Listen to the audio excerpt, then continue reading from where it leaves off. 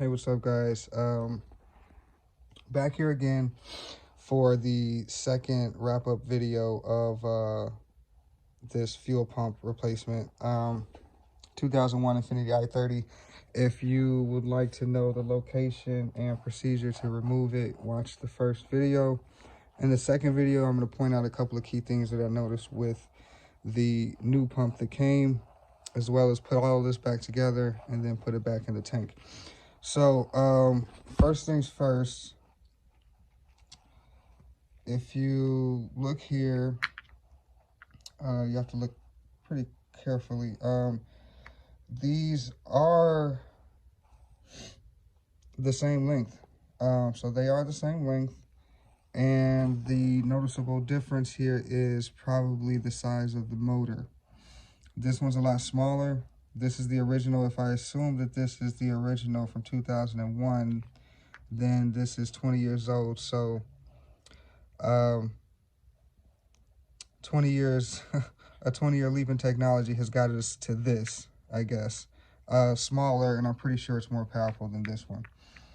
So they do line up. They do fit. This new one does fit into the assembly fine, perfectly fine.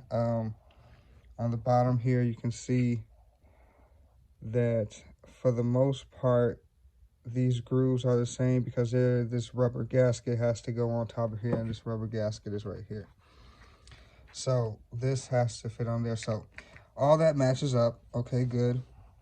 They sent a pigtail connector replacement, spare, I guess, extra, I don't know. I'm pretty sure this pump fits a lot of different cars. So some of these pieces I already knew that I wasn't going to use. So on our assembly here, our connectors are actually soldered in. So I wouldn't be able to use this anyway. But there's nothing wrong with our connector. Our clip's fine. Everything was working fine before I pulled this pump out. This pump was actually working fine. There's nothing wrong with it. The procedure is just so easy that I figure a 20-year-old car, $30 pump, you know, however long you want to take to do the job, but in my eyes, it was more than worth it. So I'm gonna put this back in. The last thing that I noticed was that the two filters that, or screens, I should say, that they sent, as nice as they look, neither one of these are going to be able to be used. And the reason is because the original screen right here is smaller than both of these screens. However you want to turn it, however you want to put them in, just take my word for it. These are not the right screens. So this is the original screen. It's actually not dirty at all.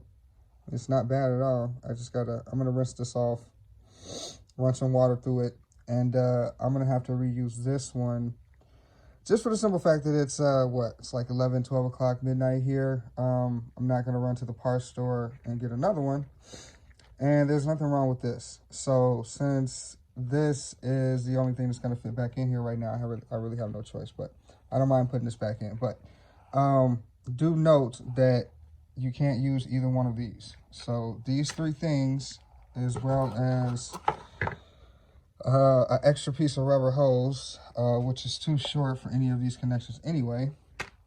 I appreciate the thoroughness of the kit, but all of this don't need, excuse me. So I'm gonna rinse this off, pop this guy in, put this together, and I will be back with the assembled piece ready to go back into the tank. All right, so not too hard, not too bad. Little pain in the ass, a couple places trying to get this back in, but basically this is your assembly put back together. Don't be like me and be so careless when handling this, because you can easily damage this float right here. This is the float level. So as you put gas in the tank, this will rise, and it makes contact right here. Very small electrical contact. It's I think it's copper, and it sends a signal back to the computer to tell how much gas is in the tank. So got this all back together. As soon as I put the original screen on there, it went back in, no problems. Everything fit back together real smooth. This guy goes into here, clips and snaps into there. That slides down into there. And then you got the clip on the inside, of course, right there. So make sure all that's nice, tight, snug. You should have some buoyancy to your springs, because you're gonna have to press this down, push it back into the tank. So yeah, I'm gonna actually clean up around the area of the opening of this this fuel tank opening, because there's a lot of rust and a lot of sediment. I'm looking for my light.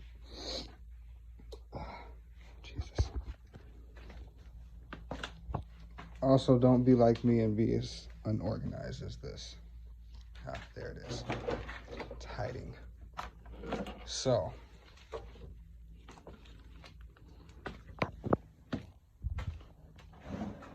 let's go back over here. Inside of the tank looks pretty clean. So that means that screen's doing its job and it's doing it pretty good. What I'm gonna do is take a vacuum real quick and vacuum up all of this loose rust.